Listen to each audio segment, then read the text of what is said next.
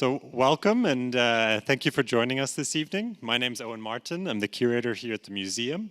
I'm particularly delighted this evening to introduce Kouoh, the museum director and curator who has joined us from Cape Town.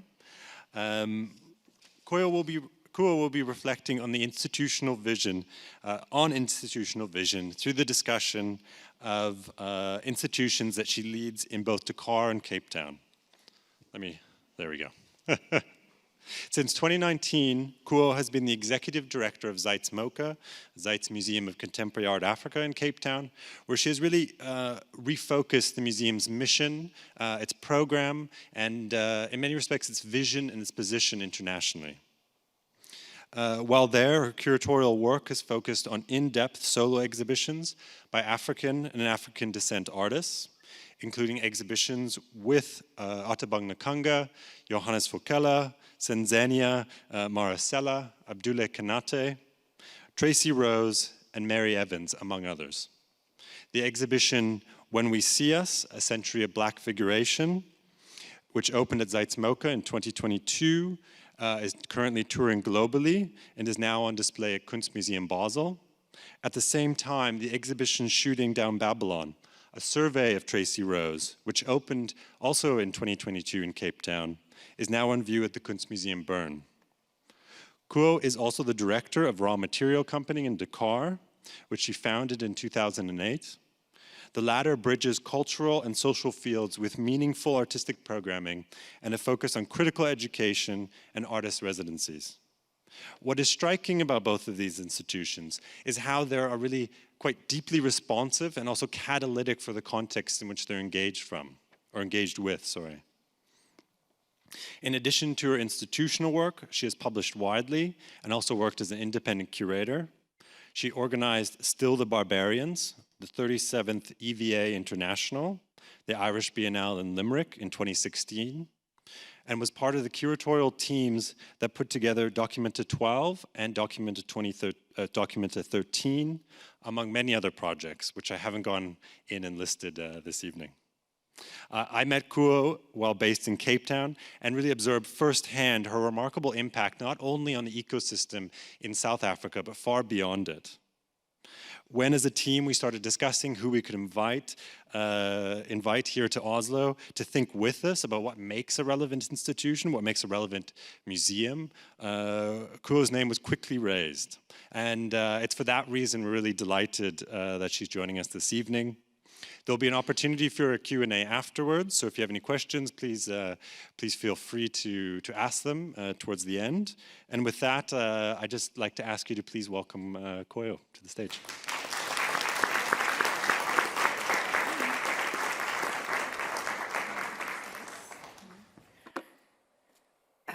Good evening. Can you all hear me? That's good. Thank you so much, Owen. I'm a sentimental person, so it's a great pleasure to be back in Oslo. I was just telling some of my friends who welcomed me earlier up the stairs that it has been 10 years that I haven't been back here. I spent a lot of time in this city in 2008, 2009, 2010. I curated 2 shows here in 2 significant institutions at the National Museum with my dear friend Stina Holmquist, and another show at Oka under the tenure of Marta Kuzma.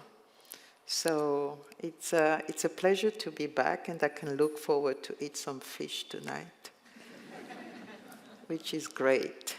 Thank you very much for the invitation. Thank you, Solveig, for considering my work and for considering me for this talk. So, without further ado, I will begin.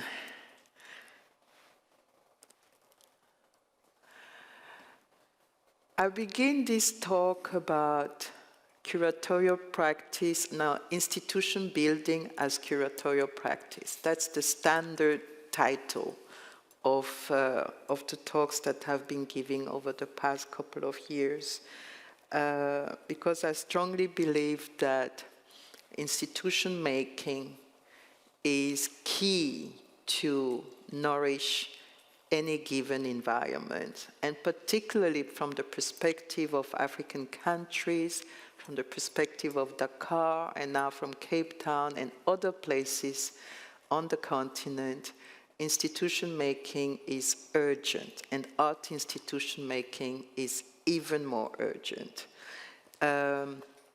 So I will read a little bit. Sometimes I will freestyle. I'm not good at it, but bear with me. I believe that art is about the search of the spirit. I believe that the artistic space is the space of the imaginary and provides a much more expanded understanding of who we are and what our role is in the world.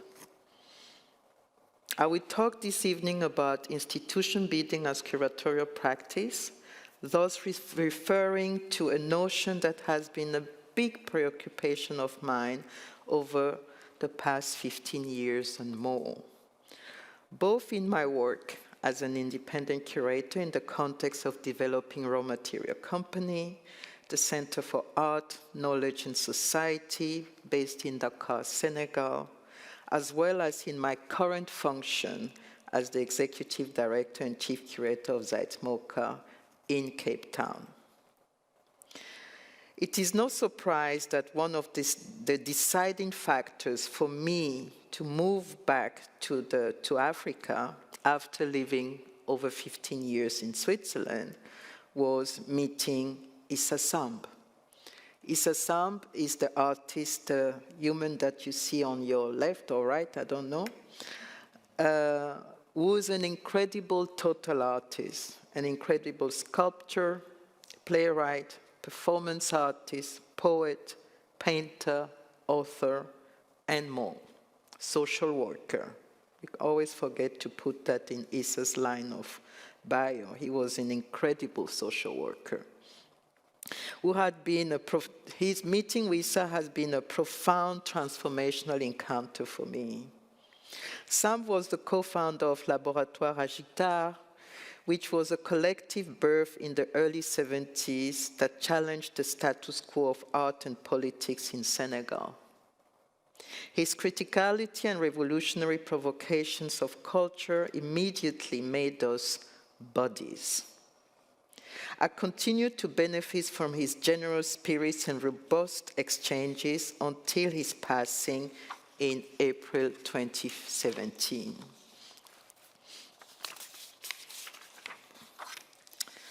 But apart from the work Sam did and the discourse he supported at his studio, there was really nowhere to discuss art the way I think it should be discussed, which is to say, in an analytic and social way. I wanted to reflect on art, on artistic practice, and to contribute to the understanding of artistic practice as its own thinking system of thought and as a mechanism for participating in visual culture, society, and politics. I wanted to think of it as a means for proposing, speculating, investigating, exploring, experimenting. As an exhibition maker, I am interested in the critical artistic practices and how they play out in society. Fast forward, I met Issa in '95.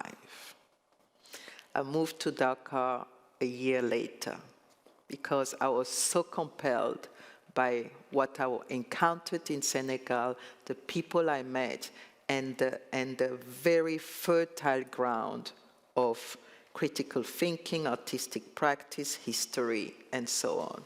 So I went to Senegal in 94, 95 for the first time. Back then, I had another casket. I was a writer, I was a cultural writer, and I went to Senegal to make an interview of Sembène Ousmane, a very important Senegalese filmmaker. And Sembène was notoriously, and I can say it now very publicly, notoriously unfriendly. And particularly, he was notoriously not giving interviews at all. So imagine me, a young art practitioner, cultural worker, having to, I was commissioned a big article on him because back then I was still living in Switzerland and I was engaged in showing African films in Zurich.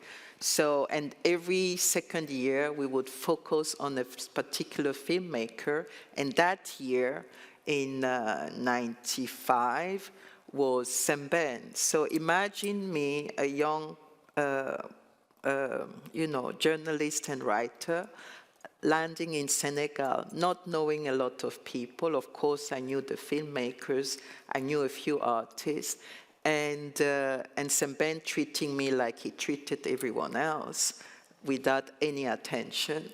Issa was my savior.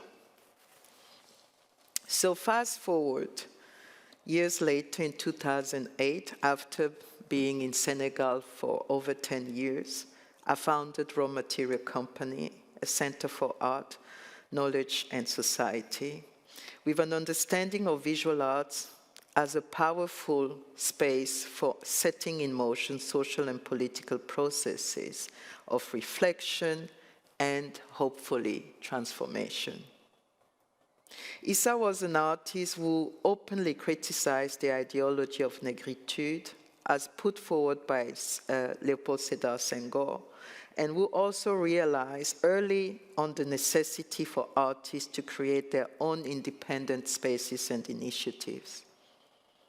Laboratoire Agita paved the way for different generations of artists and citizens who have been deeply invested in shaping, reshaping, and building a better society in which art and culture can gain due recognition and consideration. And it is necessary to think about raw material in that relation and in that legacy. Without that work and without that humus, I would say, of artists like Issa Samb and the work of Agita, Raw Material Company would not exist.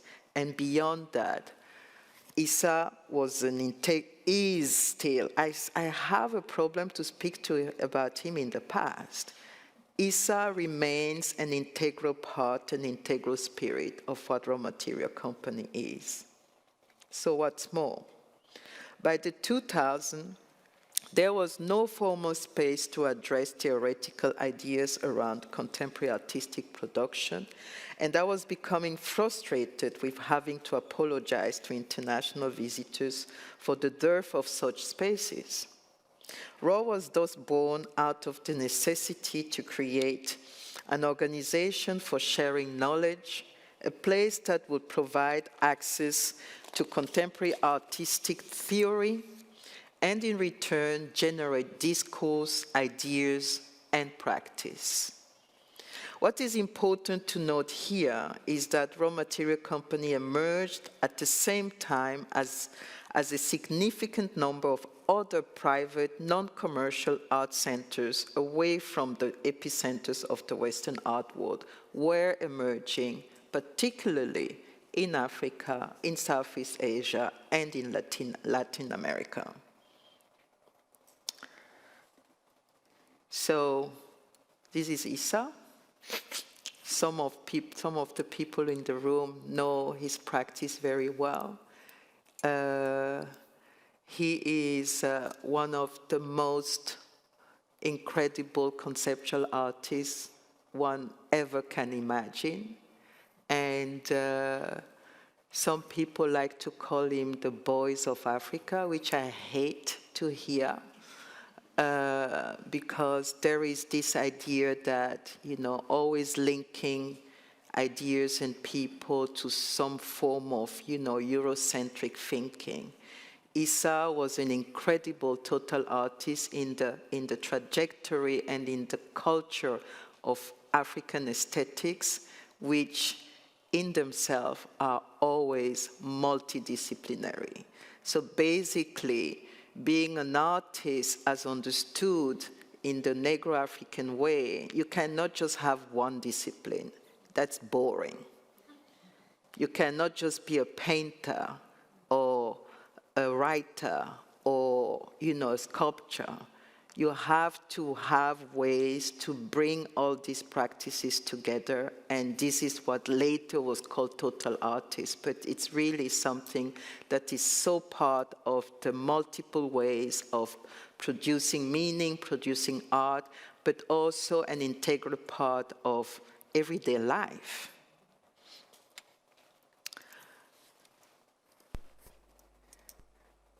Curatorial practice is a field of proposition and negotiation.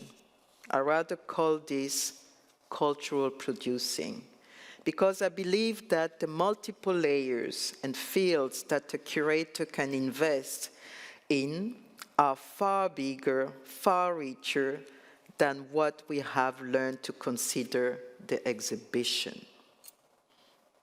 This need to think about processes of curation and artistic practice that go further, that take into account methodologies of societal care and whose interests are neither commercial nor purely aesthetic, has pushed me and Raw to engage with undervalued creative practices.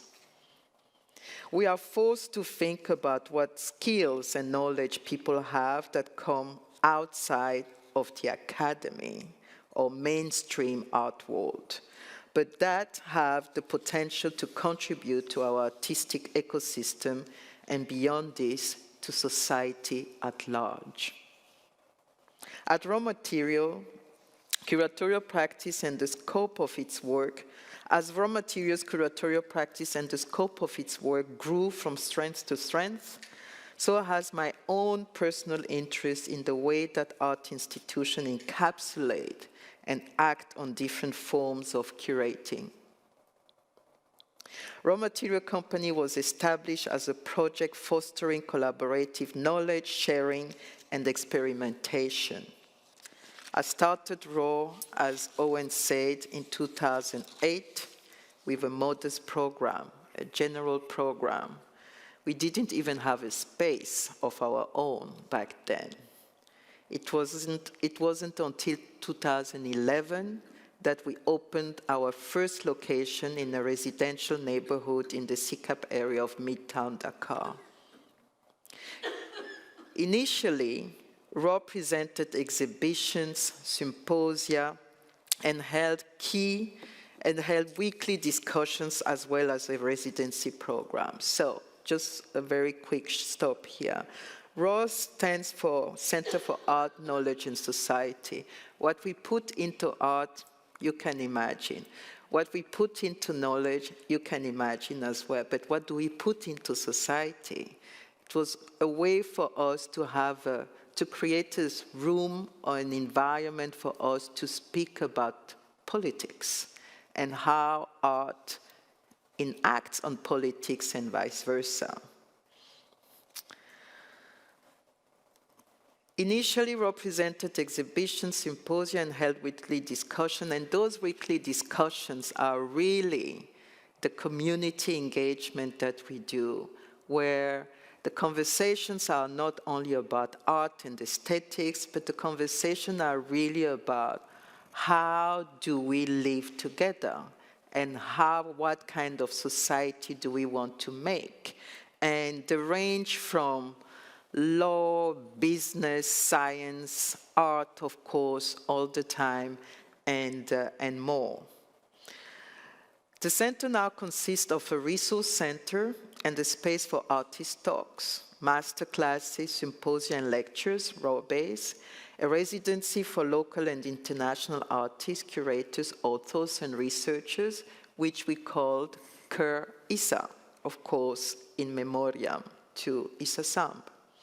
and the transdisciplinary study program for artistic thinking and production, the Raw Academy, which some of you may know. We do 2 sessions a year, but COVID has really impacted the program and the schedule of the academies as such that we are rethinking the frequency of the academy, the duration of the academy, and we are moving more and more towards having one single academy a year, but a longer period, as opposed to 7 weeks, but probably 12 weeks. For me, working in Dakar, it was important to engage with the ideas and issues that concern our region first, to reflect on them and research them, write about them, show them, and to share them with the world only collaterally. Education, knowledge production, transmission, and empowering young professionals has been an integral part of my practice for more than 25 years. Someone was just mentioning earlier, Anne, where are you? You're somewhere here.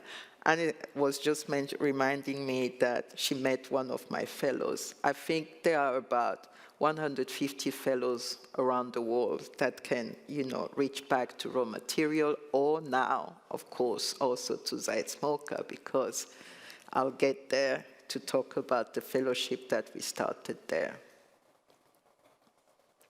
I have had the privilege to work with younger generations of cultural producers who are curious, engaged, obsessed, dedicated, and unflinching in their pursuit of mediation and translation of what artists do, and who are not shy of disrupting the established order. Raw Academy is an experimental program for the research and study of artistic and curatorial practice and thought. The program usually takes place in Dakar for 7 weeks, but can be deployed outside of the city. What do we mean here? Dakar is an integral protagonist of the academies. Of course, most of our academies take place in Dakar because beyond the thematic focus of any given academy, the city itself is a focus of every academy. But we have had the pleasure to do 2 sessions of the Academy outside of Dakar. One was in collaboration with ICA in Philadelphia when Linda Goode-Bryant was the director of one of the sessions, and another one recently actually in October was with Douala Art in Cameroon, because the Academy was focused on art in the public space, and the Douala Art is the organization on the continent that has really consistently worked on art in the public space for the past 30 years. Where am I? I lost my track. So the program usually takes place in Dakar over 7 weeks and can be deployed also outside of the city. It is dedicated to a dynamic reflection on artistic research, curatorial practice, and critical writing. Each session is directed by a lead faculty who has displayed an off-the-beaten-track practice in regard to art, curating, and art criticism. Faculty have ranged from Princess Marie-Line Douala-Belle, which is session 10 that you see there, Linda Goode-Bryant that I just mentioned, Otto Bonkanga, Chimurenga, Tracy Rose, and many other people. This program helps these young professionals see the numerous options and avenues to solidify and securing their professional pursuit in the field of arts and culture. They are able to see what kind of careers they can aspire to. We like to understand the Academy as a non-school. It's a school that is not a school. It's a school where you basically come to unlearn everything that you learned wherever you did your first degree. And it's a place where particularly young art professionals, aspiring curators, writers, artists, Come and learn. You don't come to Raw to learn how to make an exhibition. And you don't come to Raw to learn how to make your art, or not even how to write. You come to Raw to learn how to think through your practice. This is what the Academy is about. So the fellows, we call them fellows, the fellows sign up with a project, and we always invite a leading faculty who in turn invites other faculty over the process of the 7-8 weeks that work with the fellows around their projects, but also work with them around understanding what is the space of artistic practice, what is the space of curatorial practice, what is the space of critical writing. It provides them a connection. The time that they spend together, the 7 weeks that they spend together, is establish relationships. So we are now at session 10. We started the Academy in 2016. We are now at session 10. So imagine that each session is a community of its own, and those communities also relate to each other. And each session has a very specific focus. I directed one session myself. It was session 6 that was focused on curating. Chimurenga directed session 2 that was focused on research as an artistic practice. And Otobon Kanga directed, I think, session 6, no, it's not session 6, session 5, I think, that was focused on her practice, and it was titled Germination, and so on and so forth. Another important part of the work at RAW is the publications program. Within 5 years, we have published a number of books and catalogs. These include Condition Report on Building Art Institution in Africa. I don't know, some of them, it's not here. Originating from one of our inaugural events. Chronicle of Revolt, Photographs of the Season of Protest in 2012, a publication accounting for 18 months of political activity, viewed through the work of activist group Yanama, whose members belong to the vibrant hip-hop culture of Senegal. And the one I am most proud of course, Word, Issa Samb and the Undecipherable Form, which I had the pleasure to co-produce and work on with Oka and with Antonio. Antonio, where are you? It was the first monograph dedicated to the work of Issa Samb. At RAW, it was important for me to ensure that we saw our own local context as the center and not the periphery. I believe that wherever I am, there is a center. It was also against this idea of, center of periphery, dialogue. No, it's not even a dialogue, it was a way of talking in the 90s, a very Eurocentric way of seeing what is the center and what is the periphery. I am a fundamental Pan-Africanist. I belong to the entire continent, and the entire continent belongs to me. We resisted the need to look for validation outside of the continent by very actively and intentionally working to setting our own table, and whoever wanted to join us was welcome.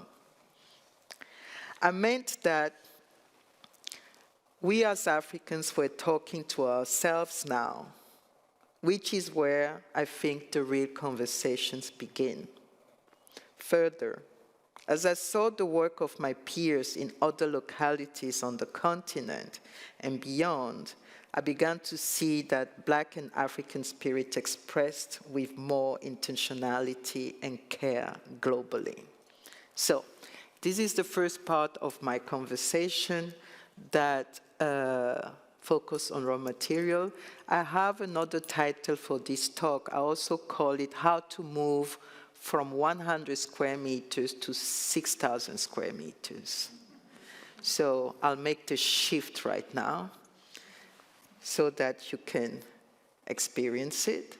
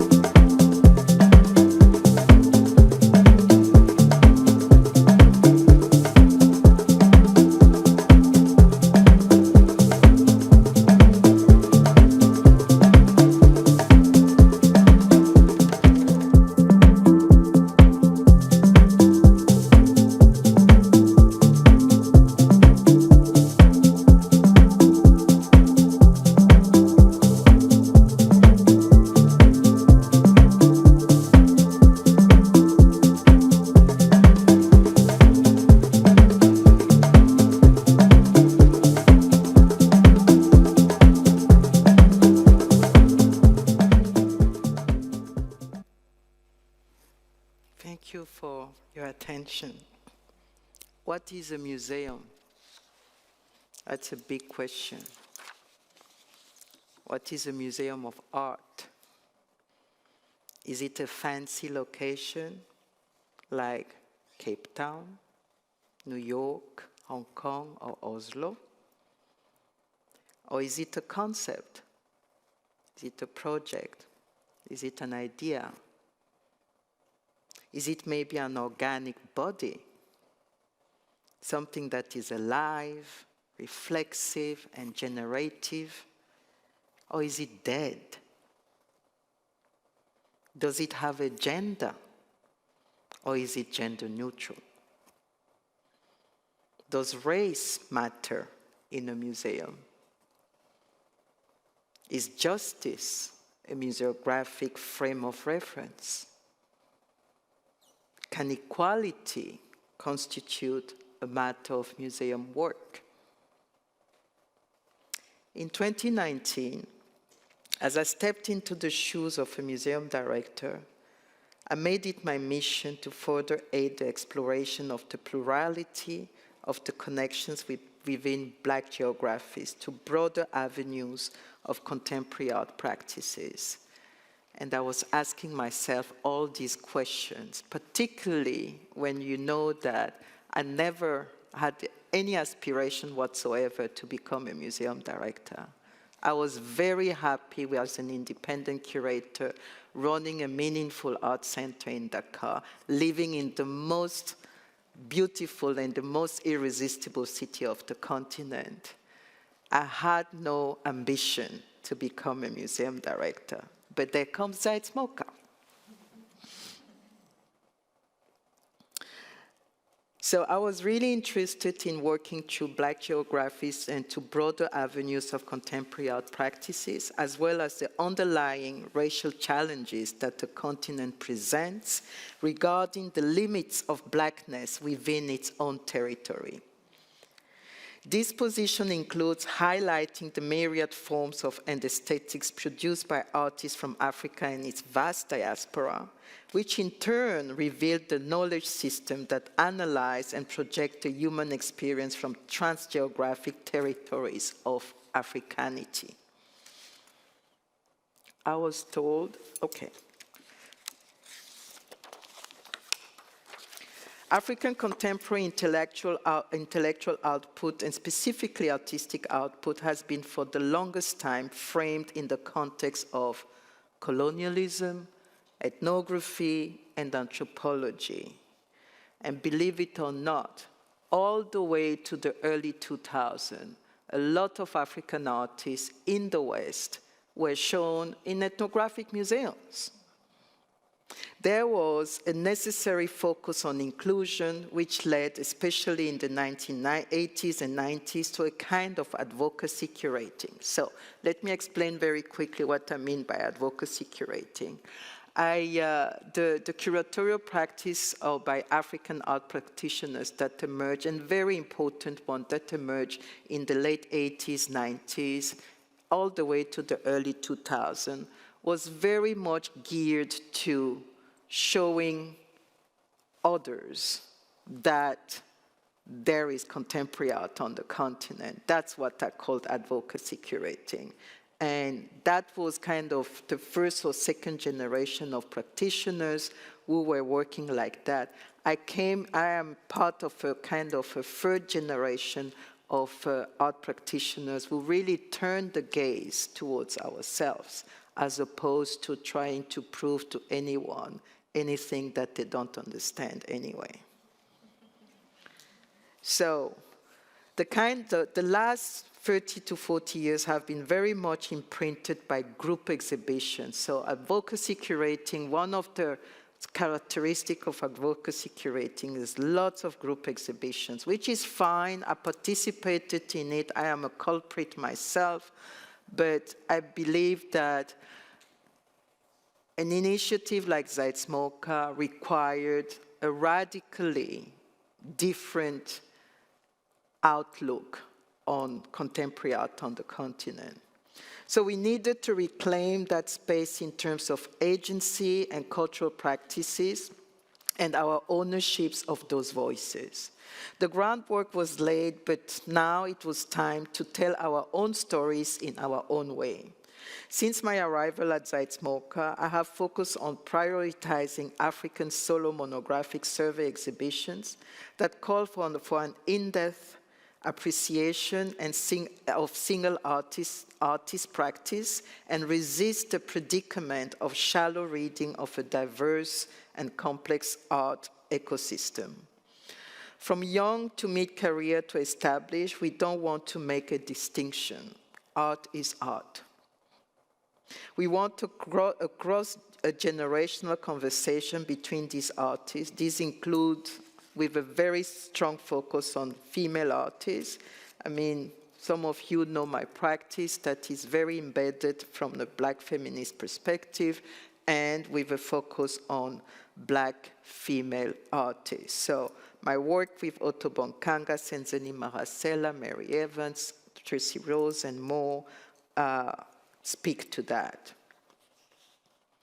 The best art initiatives are meant to reflect their time. They are also a reflection of a zeitgeist and a necessity.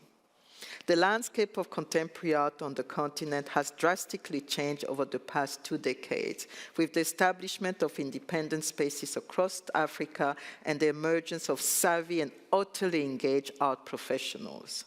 Zeitz MOCAA benefited hugely from the work that all these organizations, small and big, did and continue to do in mediating our artistic capital. We are very aware of the immense task that we set ourselves. I personally believe in organic growth. And by organic, I mean growth that is informed by locality, immediacy, and agency. As a museum, we are part of a large ecosystem that is dependent on neutrality and plurality. In October 2020, we launched an exhibition titled Home is Where the Art Is. Do we have a slide of Home is? No. I'm notoriously only use very few slides in my talk, so because I want you to concentrate on me. Excuse me? No. So in October 2020, we launched an exhibition titled Home is Where the Art Is. This exhibition was a non-juried democratic celebration of art belonging to and made by the people of Cape Town. Encompassing nearly 2,000 works by children, emerging and established artists, Sunday painters, hobbyists, crafters, photographers, and master works from private collection. It came at a pivotal moment as the country emerged from a hard-hitting lockdown. Knowing that not everyone could physically make their way to the museum, we organized 7 pickup points, partnering with smaller cultural centers in differently resourced areas. We wanted to open a conversation about the meaning of art, the value of art, to talk about what art means for our audience, for the 1,600 plus people who stood in lines to bring their work into the museum. The basic proposal of Home is Where the Art Is was, bring us anything that you want to see in the museum. And to explore the role of the museum in a city like Cape Town, particularly a museum with an ambition like Zeitz MOCAA, I wanted to have this conversation with Cape Townians. The real impetus for us to do Home is Where the Art Is exhibition was threefold. First, there was the impulse that we could not go back and reopen the museum after the initial hard lockdown in 2020 without acknowledging what we were going through as an institution, what we were going through as people, and what we were going through in Cape Town as a city, as complicated and beautiful a city that it is. Cape Town remains a very difficult territory to navigate mobility and to navigate the remains and the legacy of apartheid. We installed nearly 2,000 artworks in almost 1,000 square meter space. As a result, we had a very dense salon hang. At the time, I had spent most of the initial lockdown in my apartment in Cape Town. I tend to work very intuitively. My feelers are constantly out to feel my environment, to feel the pulse of what is going on.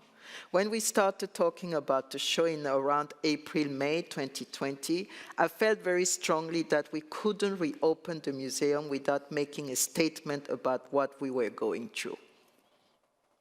The other very strong impetus was to really use the opportunity of the pandemic, of the lockdown, to open up the museum to Cape Town.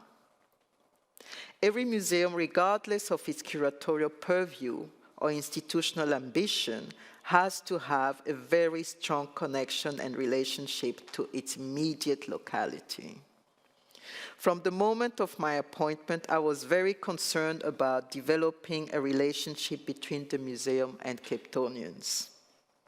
To look at the images that record the whole process and journey of this exhibition, and to see the enormous amount of work that we put into it is very endearing to me. But beyond the work, the very fact that the exhibition triggered so many connected stories, the fact that so many Cape Townians connected to the exhibition, and that so many people were able to project themselves into the world of arts and culture through this exhibition was absolutely key and almost revolutionary. I believe that institution building involves responding to the time and local context. Over 5 days in September 2020, with movement and connectivity around the globe, across the continent, and within the city of Cape Town itself, deeply impacted by the COVID-19 pandemic, we hosted an online summit called Radical Solidarity Summit. The outcome of the summit is this publication. Over 5 days, we explored the notion of solidarity from different angles. We heard intensified calls for justice, restitution, and healing.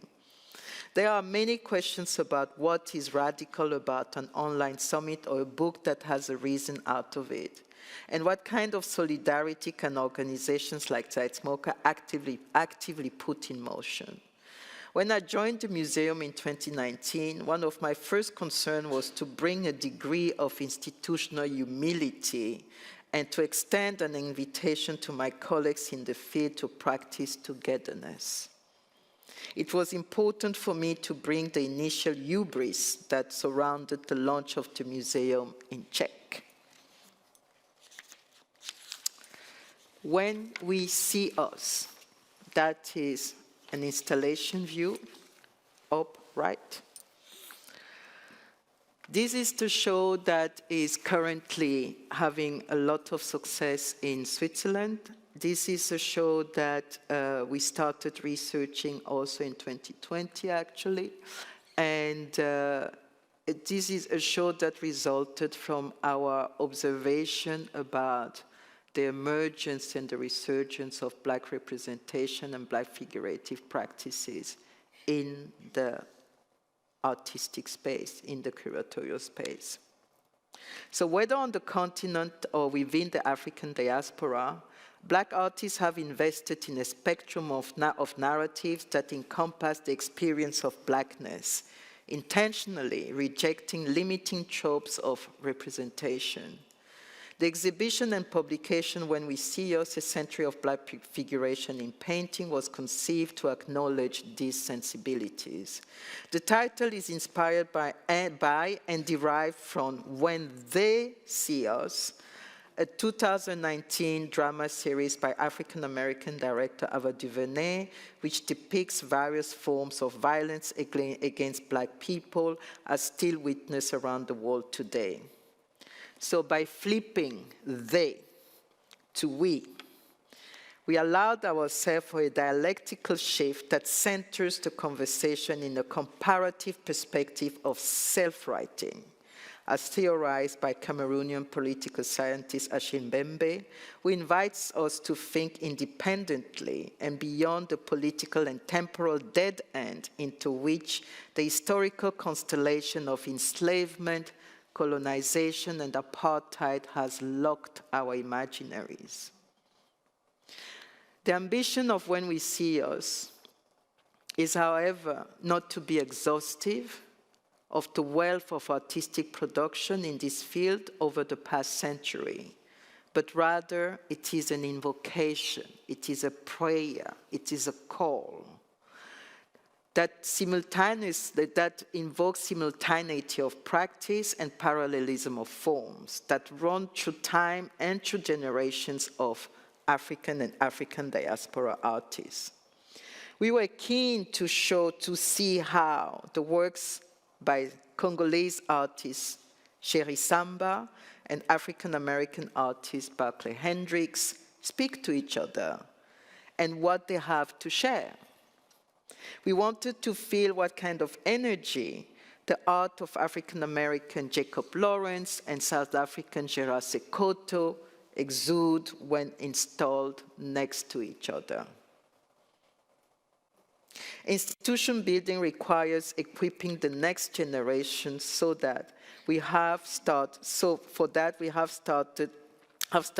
doesn't end with ourselves, so that everything we start doesn't end with ourselves. I strongly believe in institution making as opposed to project making.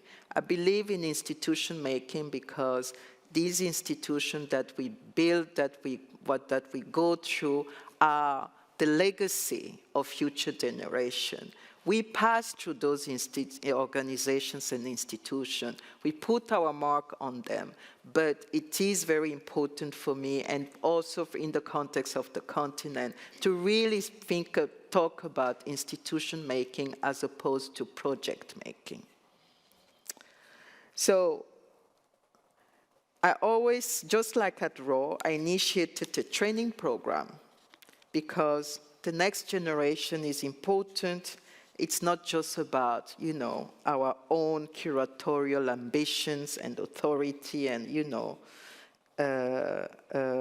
it's really about what do we do as exhibition makers, cultural practitioners, to give way and to give room to younger professionals. I always say that there is no shortage of artists on the continent. However, there is a great need for art practitioners, all the mediators, writers, organizers, curators. We need more and more and more of those. We need to develop more historians, more registrars, more conservators, more festival directors, more educators, more exhibition designers, more curators. This is why in 2022 we launched at Zeitz MOCAA in collaboration with the University of the Western Cape, which is the traditionally Black University of Cape Town. Always have to put it in perspective. The Museum Fellowship Program in order to equip the next generation of catalysts, thinkers, carers, and organizers. The Pan-African year-long program aims to foster the growth of curatorial practice as well as advanced scholarship on contemporary art discourse from the continent. Through it, we endeavor to increase knowledge production around curatorial practice, arts administration, and heritage management.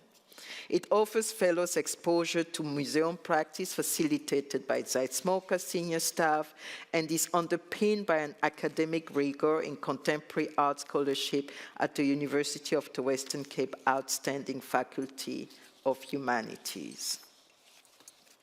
Earlier in the film, you saw Ikshan Adams and Unatim Kanto and other artists in a program we call the Atelier. Atelier is French for studio, basically. Launched as an experimental platform and residency that provides artists with an opportunity to create new work, conduct research, and develop ideas for future projects, the Atelier is a multi-gallery area situated on the museum's second floor. In addition to providing an exploratory space for artists, the Atelier is also open to the public, allowing visitors to the museum to have unique access and insight into the artist's modes of production and processes. The Atelier residency provides artists with a unique platform for reflection on their work within a public environment, as well as access to and interaction with the museum's visitors and communities through programs. Our current artist in residence, who's moving in literally tomorrow, is incredible South African artist Bernie Seal, with whom Owen has worked very closely during his time at Novel Foundation.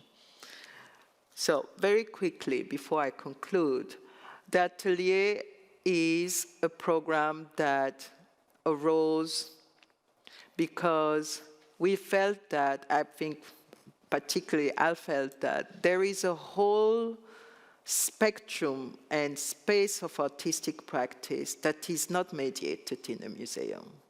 That is the space of the studio, the space of trial and error, the space of, you know, finding out, the space where you really understand what feeds into an artistic practice. And the fact that at the museum, you always see the end product. I mean, these amazing works by Frida Orupabo here, but having access to her studio will give you a whole lot more of understanding about why this artist makes this kind of work. So we wanted to bring that experimentation to the museum and also offer it to our visitors. Of course, not every artist is comfortable with this kind of setting. It's challenging for the museum, it's challenging for the artists, but artists in Cape Town so far have taken up that invitation in a spectacular manner. I mean, the very fact that an artist, an established artist like Bernie Seal, Ikshan Adams, Kemanware Lulere, wanted to be in that space was for us really like, you know, comment on dit, a result of the fact that that program is meaningful for them. Institutional identities take time to establish. They are in continuous flux and are largely shaped by their surroundings.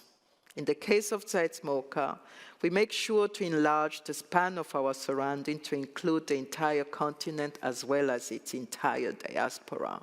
And in terms of diaspora, and I like to talk about Black geographies, from our institutional and curatorial purview, we are set out to really reconnect Black geographies and African diaspora in a way that we consider the US an African country. We consider Brazil an African country. We consider Cuba an African country. For some, this might seem a mouthful. For us, it is an urgent necessity to take the groundbreaking initiative that Zeitz MOCAA is as a foundation to write new chapters of our art historical narrative. The legacy of colonialism presents additional challenges to institution building. In the arts, the type of administration inherited from colonial systems and perpetuated by political and administrative elites in Africa did not emphasize private initiative. My concern is with radical curating as a means to establish spaces that hopefully will survive anyone who started them and support professionals, artists, thinkers, writers, you name it, well into the future. I am today thankful for the relationship that we have built with artists. We must be cognizant of the socio-political underpinnings of our local context. Such issues are specifically pertinent to Zeitz MOCAA, as its locality is Cape Town, where the residue of apartheid spatial inequality are still very visibly apparent and sensible. Situated on reclaimed land, on the once industrialized and now commercialized shores of Cape Town, South Africa's harbor, the building that houses Zeitz MOCAA was once a massive grain silo that was instrumental in the functioning of South Africa's colonial and apartheid era agricultural economy. The site of the museum is intimately tied to the politics and economics of land and labor, and it befits us to interrogate this history and its wider resonances. Thank you for your attention.